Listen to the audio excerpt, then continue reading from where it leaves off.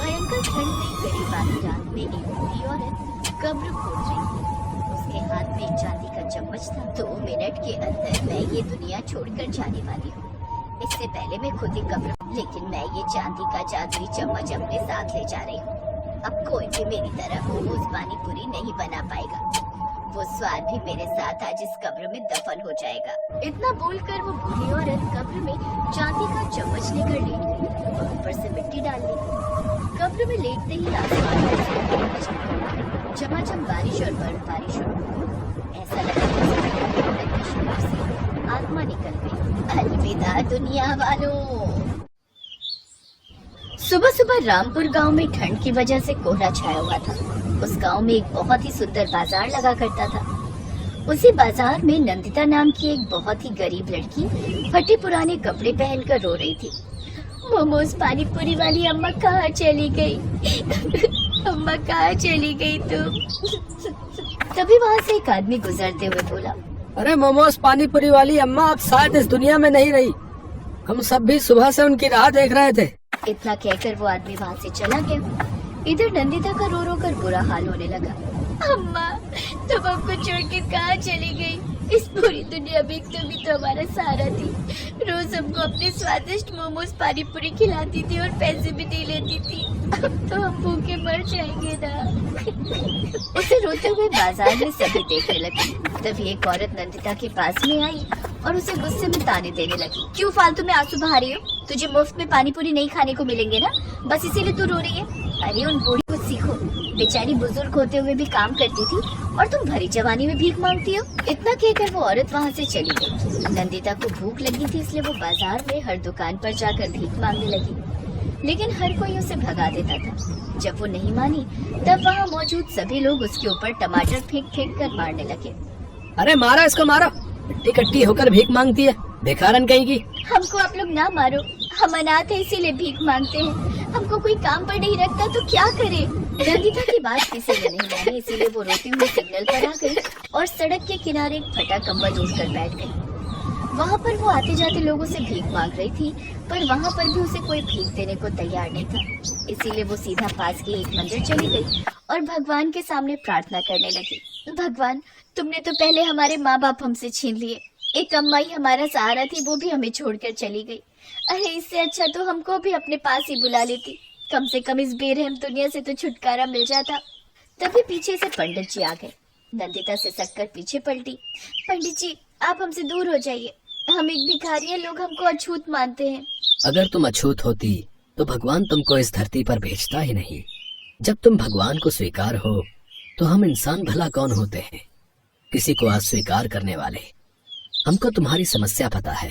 तुम भीख मांगना छोड़कर कोई काम शुरू कर दो, फिर देखो भगवान तुम्हारी मदद खुद करने आएंगे, क्योंकि ये जनता किसी भिखारी को स्वीकार नहीं करती। इतना बोलकर पंडित जी पूजा पाठ करने लगे। नंदिता वहीं मंदिर के बाहर बैठकर फिर से भीख मांगने लगी। तभी उसके पास एक नौजवान लड़का आदित्य आया। नंदिता उससे भी भीख मांगने लगी। भैया, एक हफ्ते से कुछ नहीं खाया है। नंदिता के मुंह से भैया सुनकर आदित्य का दिल पिघल गया। वो भी वहीं नंदिता के सामने जमीन पर ही बैठ गया। आदित्य नंदिता को एक अच्छे रेस्टोरेंट में ले गया और उसे खाना खिलाने लगा। तभी रेस्टोरेंट के वेटर ने कहा, भाई साहब, इन भिखारियों को खाना खिलाने की कोई जरूरत नहीं है, इससे इनकी आदत खराब हो जाएगी। वेटर के इतना बोलते ही आदित्य को इतना गुस्सा आया कि उसने खाने की प्लेट उठाकर वेटर के मुंह पर मार दी। उसके बाद उसने बिल पे किया और दूसरे रेस्टोरेंट में जाकर खाना खाने लगा। नंदिता इन सब से हैरान हो गई। भैया, इतना गुस्सा करना अच्छी बात नहीं होती। बहन, मैं इस दुनिया से परेशान हो गया हूँ। कोई भीख मांगता है तो लोग उसकी बेइज्जती करने लगते हैं। अगर कोई पैसे वाला बन जाता है तो बोलते हैं कि 2 नंबर का पैसा कमाया होगा इसने। कभी खुद के गिरबान में झांक कर नहीं देखते कि वो अपनी जिंदगी में क्या कर रहे हैं। वैसे बहन, तुम परेशान मत हो, तुम खाना खाओ। आदित्य की बातों ने नंदिता के दिमाग पर बहुत गहरा असर डाला। खाना खाने के बाद आदित्य ने उसे 10,000 रुपए दिए और अगले दिन फिर से मिलने का वादा करके वहाँ से चला गया। अब नंदिता सिग्नल के पास आकर बार बार आदित्य की बातें सोचने लगी। उन पैसों से नंदिता ने अगले ही दिन उसी जगह पानी पूरी का ठेला लगा लिया जहाँ पर वो बूढ़ी अम्मा अपना पानी पूरी का ठेला लगाया करती थी। वहाँ पहुंचकर नंदिता ने देखा कि बहुत सारे लोग पहले से ही पानी पूरी का ठेला लगाए हुए थे। जब तक अम्मा जी जिंदा थी, यहाँ आसपास कोई पानी पूरी का ठेला नहीं लगाता था। उनके जाने के बाद देखो, उन सभी पानीपुरी के ठेलों पर जनता पानीपुरी खाने आ रही थी, पर नंदिता के पास कोई ग्राहक नहीं आ रहा था। लेकिन शाम तक 2 ग्राहक आए। अरे बिटिया, तुमको तो हमने कई बार भीख मांगते देखा है। ये काम तुमने अच्छा किया। लाओ, हमको भी पानी पूरी खिलाओ जरा। जी काका, बिल्कुल, आप हमारे पहले ग्राहक हैं। नंदिता काका को पानी पूरी खिलाने लगी। जब वो लोग पानी पूरी खाकर चले गए, तभी वहाँ पर सामने वाला पानी पूरी वाला नंदिता की दुकान पर आ गया। ओ भिखारन हो, तू यहाँ से अपना ठेला हटा ले, वरना अच्छा नहीं होगा। जब हम आपको नहीं रोक रहे हैं तो आप कौन होते हैं हमें रोकने वाले? ये जमीन आपके पिताजी की है क्या? तो गाड़ी की भिखारन है। ओ भाइयों, इस भिखारन का ठेला पलट दो। उन सब लोगों ने मिलकर नंदिता का ठेला पलट दिया। उसका सारा सामान सड़क पर फैला दिया। नंदिता बेचारी वहीं बैठकर रोने लगी। हे भगवान, अब मुझे इस बेरहम दुनिया में नहीं रहना। कुछ ऐसा करना कि आज रात जब मैं सोऊं तो सुबह उठूं ही नहीं। नंदिता अपने ठेले के पास ही बैठी रही और धीरे धीरे रात को उसने किसी तरह अपना ठेला खड़ा किया और उसी के ऊपर सो गई।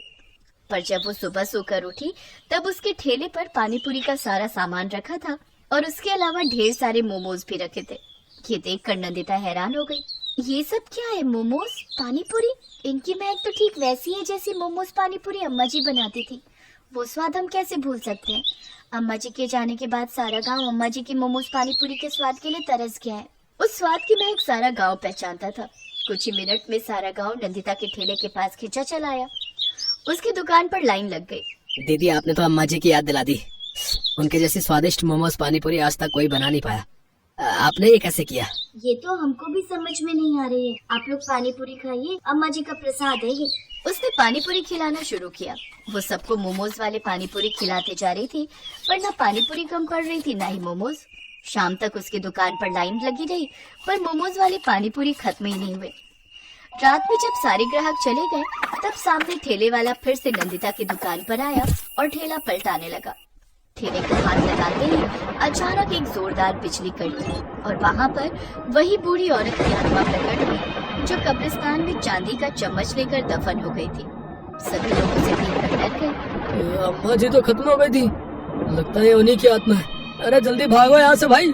आसपास के सभी ठेले वाले अपना ठेला छोड़कर वहाँ से भाग गए। उसके बाद अम्मा की आत्मा ने नंदिता से कहा, बेटिया, ये सारा चमत्कार मैंने किया है।